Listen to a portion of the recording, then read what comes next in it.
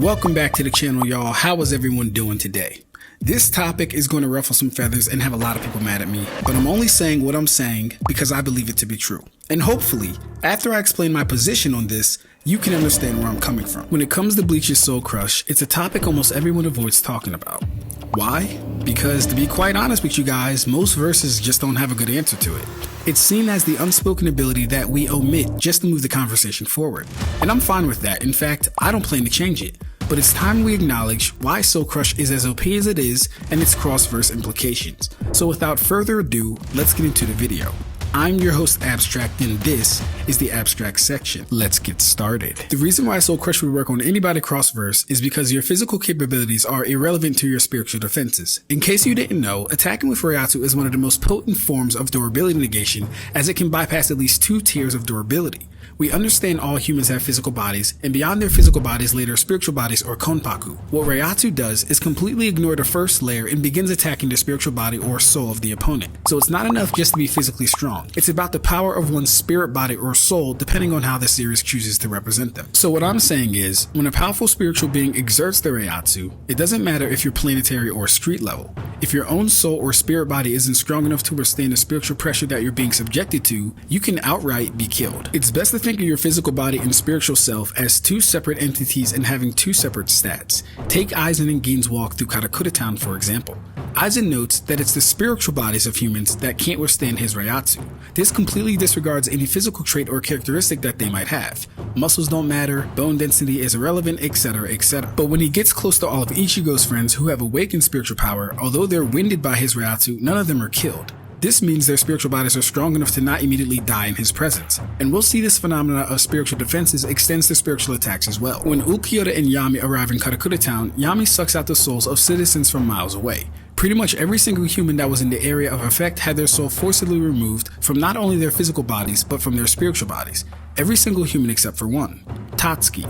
Tatsuki survived Yammy's Gonzui despite being extremely close to him when he launched it. She then survived his non-flexing spiritual pressure long enough for Chad and Orihime to save her. Now, most people look at this feat and say, oh look, Tatsuki survived it and she's fodder. Therefore, anyone stronger than Tatsuki should be okay. This type of thinking just goes to highlight how misinformed people are about Bleach as a whole and more specifically Reiatsu. Tatsuki has awakened spiritual power which gives her an innate resistance to spiritual attacks. So saying just because Tatsuki did that means Sakura or Nami can is completely incorrect. In Bleach, spiritual bodies can actually get stronger and grow more powerful by training, being around other awakened individuals, or by having closer life-death situations. Tatsuki has checked off 2 of these boxes repeatedly. But hold up, Ab-Stract. Luffy and Naruto are always in life or death situations. Yes, and guess what? Neither one of them have Reiruku, so a life or death situation for them means nothing for their spiritual bodies getting stronger. The rules in Bleach are not the rules in Naruto, are not the rules in One Piece, are not the rules in JJK. I wouldn't expect a Soul Reaper to use observation Haki any more than I'd expect a perfect Jinchuriki to perform holification. So, how exactly would this work in a cross-verse setting? Is everyone a Soul Crush victim? What are its rules and limitations? Well, it starts with the most basic ability of pretty much any spiritually aware individual. And that is being able to see and interact with spiritual phenomena somewhat naturally. Now, language and semantics are going to play a big part here, but to make it as simple as possible, if you can see and interact with spiritual beings naturally, and we'll get into why that's important, I believe you would meet the bare minimum requirements to resist attacks of spiritual pressure. The reason I have this as a standard is because this is the most basic thing in Bleach that would indicate you have even the tiniest amount of spiritual awareness, and being spiritually aware directly ties into your spiritual defenses. But does this automatically rule out any verse that can't see spirits? No, and we'll get to why that is later. Now, why must this be a natural thing, you ask? Well, any unnatural or third-party means would indicate it's not an ability or power of the person, but rather a specific circumstance or situation that is allowing the interaction to take place. Let's go over a few examples using Naruto. In Naruto, spiritual phenomena is mainly experienced via ninjutsu, but I'll first cover the non-jutsu related ones. I'm aware of Jigen's spirit talking with Code after his death and Shikamaru appearing to give Asuma a smoke after his death. But both of these instances can be explained and also have holes in them. Number 1, no one saw Jigen's spirit leave when he was killed, and this isn't the first time we've seen an Otsutsuki do some meddling after death. After Momo was killed, he was able to manifest and implant karma on Boruto, so this could very well be an alien exclusive ability. Number 2, Shikamaru getting revenge for Asuma was meant to be a heartfelt touching moment, and it's honestly debatable if he could even perceive Asuma at that time.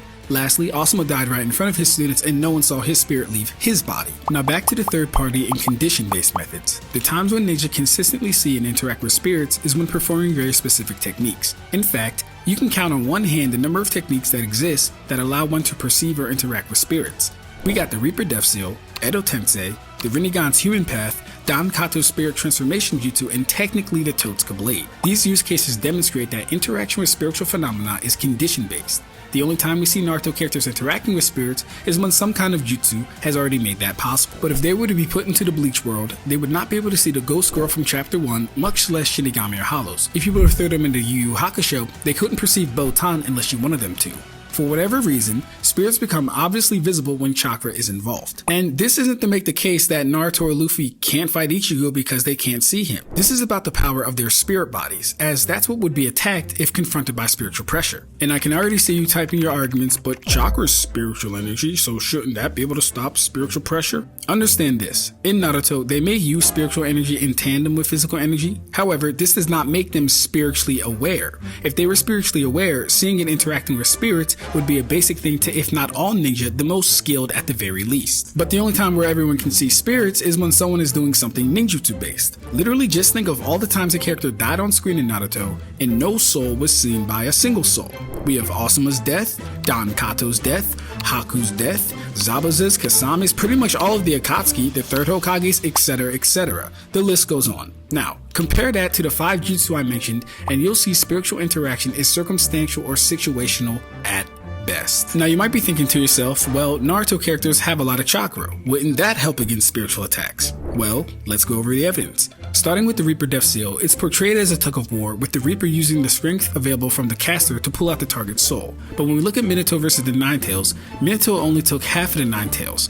Not because the fox was resisting or fighting back, but because to him it would be physically impossible to seal the entirety of Nine Tails' power, as well as wanting to leave the rest of Kurama's power in Naruto. So from this we understand two things. Number one, having more chakra doesn't necessarily make you more resistant to spiritual attacks, just harder to completely seal because of the amount of power that one would be trying to seal.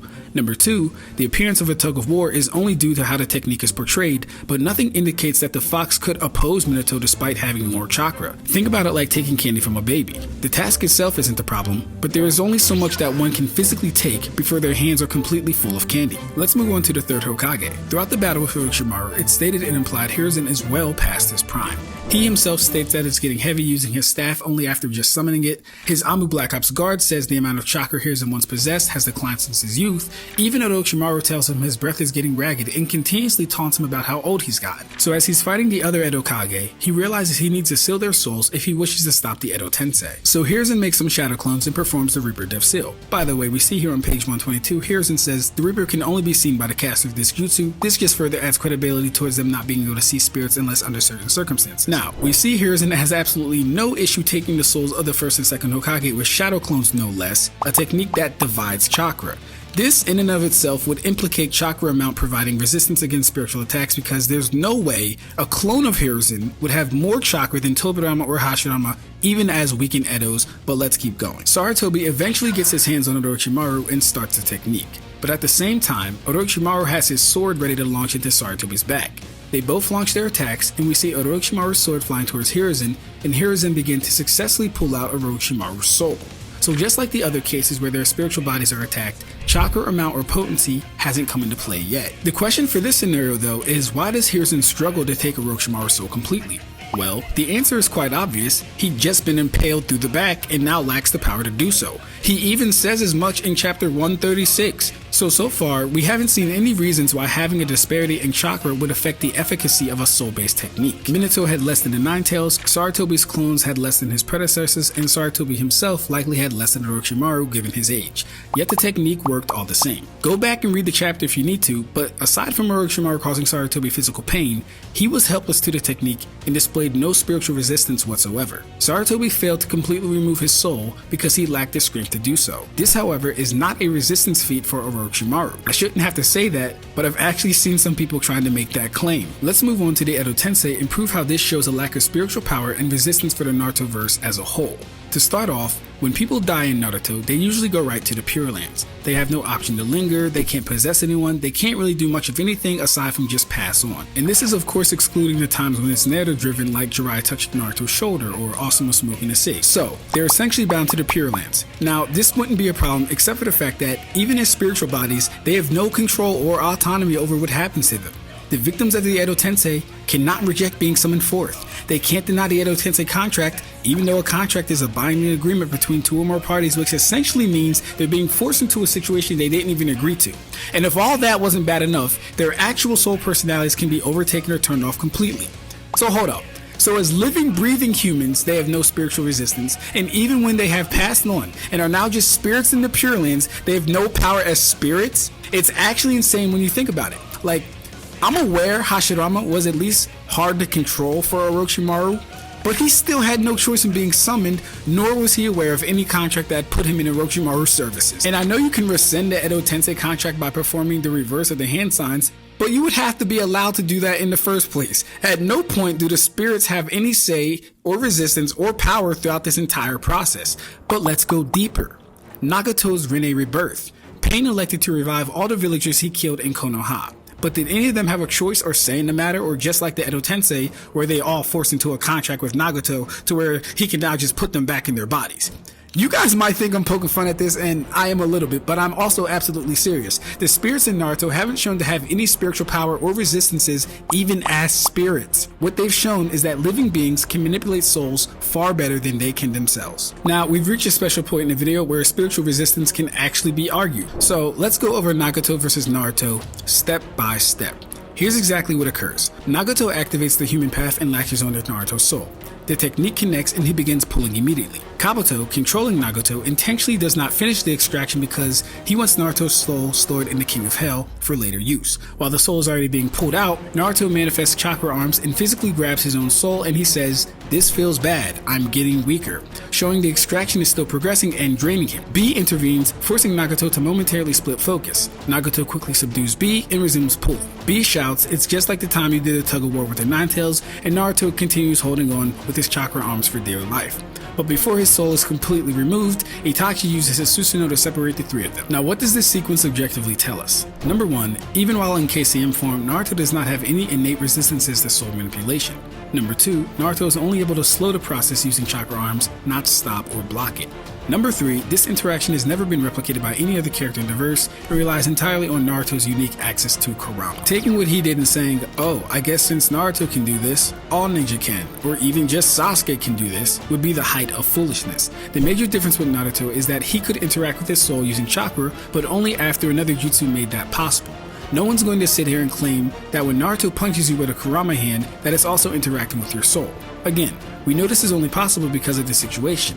Now let's cover the last two and wrap up Naruto. When we look at Don Kato's jutsu, the data book straight up tells us that as a ghost, he can possess people and cause their souls to collapse from the inside. And based on the fact that no other soul-based technique was resisted, I have no reason to believe any ordinary shinobi could stop this one. Additionally, it says Don is a ghost without substance, and because of this, he can't be harmed. In fact, it's very similar to Taiyuya's chakra-eating monsters. But what this would also mean is that his spiritual body can't interact with the physical world, which tells me that their stats do not transfer from their physical body to their spirit body, meaning even if I tried arguing their spirits could be powerful within Bleach, they would be no stronger than any ordinary plus. Lastly, the Totsuka blade has worked every time we've seen it used and under different circumstances. It was able to completely seal a portion of Orochimaru, body, soul, and all, and Itachi did this while pretty much dying, meaning nothing chakra related helped Orochimaru or hindered Itachi. Then, during his fight with Edo Nagato, he's able to stab him one time and seal his soul away. Again, he didn't, or rather couldn't fight it, resist it, or do anything to stop it. Nagato had no choice but to be sealed by the spiritual attack. So I hope I've painted the picture clear enough for Naruto. They don't meet any qualifications to resist spiritual pressure in the slightest. Let me reiterate, this has nothing to do with how hard you punch, how much AP or DC you can do, or your durability. All spiritual attacks care about is the strength of your spirit body or any solid resistances your spirit body has shown.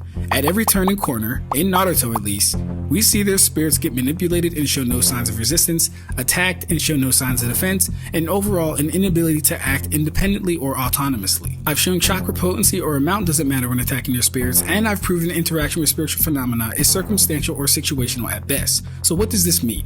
It means that Tatsuki, no matter how weak you think she is, could resist techniques like the Reaper Death Seal or Nagato's Soul Steal. This isn't to say they could never work on her, but when the initial step of pulling her spirit or soul from her body happens, they would feel an actual force either pulling back or stopping them. And that would be her spiritual power automatically kicking in to save her like it did when Yammy performed his Gonzui. On the flip side, if Yammy did Gonzui right in front of Naruto, his soul would immediately start to come out and he'd have to enter KCM to try and stop it from leaving. The difference in these are Tatsuki has shown resistance and Naruto has shown resisting. If you don't understand the difference between these two things, then this video might be too much for you. Moving on to our favorite Straw Hat Pirate, in this discussion, One Piece is in the same boat as Naruto as they can really only see and interact with spirits via a devil fruit. This would of course mean it's not a power that they can develop, much less an innate or inherent ability of the series. The narrative times that we do get to see spirits in One Piece are when we see the spirit of the Going Merry fixing the ship, and when Lao G is on Dressrosa, we see his spirit ascend. But Lao G's was more so for comedic effect, and the Merry's was more of a one-off. Point being, they see and interact with souls much like how Naruto characters do. The only difference is their interactions are devil fruit based and not chakra based. But what about Haki? Would willpower serve as a sufficient substitute to spiritual pressure? I mean, after all, there are some similarities in their use cases. See, this is an interesting question, because after so many years and over 1,000 chapters, we still don't know exactly what Haki is. Yes, it can be softly described as the power of one's will, but after that, where does it go?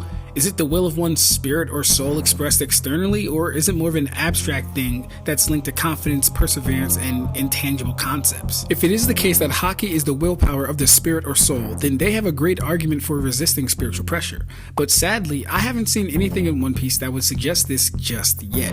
If it's the latter and it's based off of your spirit, then this would do nothing for their souls or spiritual bodies, meaning they're just as defenseless as Naruto characters when it comes to attacks of spiritual pressure. Now, I mentioned earlier that not being able to see spirits doesn't automatically disqualify you from resisting spiritual pressure. So what other verifiable metrics can we use to determine if someone is eligible? Well, if we're not going to be going the spiritually aware route, how about feats of resisting soul-based attacks or manipulation? Take Escanor from Seven Deadly Sins when he fought against Melascula. Yes, it's true his soul was removed from his body, but the soul itself was more powerful than the person attempting to eat it, which caused her physical pain while at the same time stopping her from doing so. Also, no one had to put Escanor's soul back into his body. Another example is Hinata versus Rimuru. During their battle, Rimuru demonstrated that his soul body or spiritual body can withstand spiritual attacks of a certain level, and he can even get strong enough to resist them. Shows like Yu Yu Hakusho should go without saying. Individuals like Kuwabara or Genkai can see spirits and thus already qualify under Bleach's rules of awakened spiritual energy. So concrete feats of a strong soul or spirit, at least in my book, would qualify you to resist Reiatsu. But what about shows that haven't shown they have any spiritual connections whatsoever? It's best just to leave those alone until they show us exactly what they're working with, but I hope these were good enough examples to delineate verses that I believe could resist Reiatsu based attacks versus ones that haven't shown they can, or worse, shown bad spiritual feats in general. So yeah, Reiatsu Crush is definitely a thing in Big 2025, and we won't forget to mention it in Big 2026. This is the Ab-Stract section. I'm your host. We out.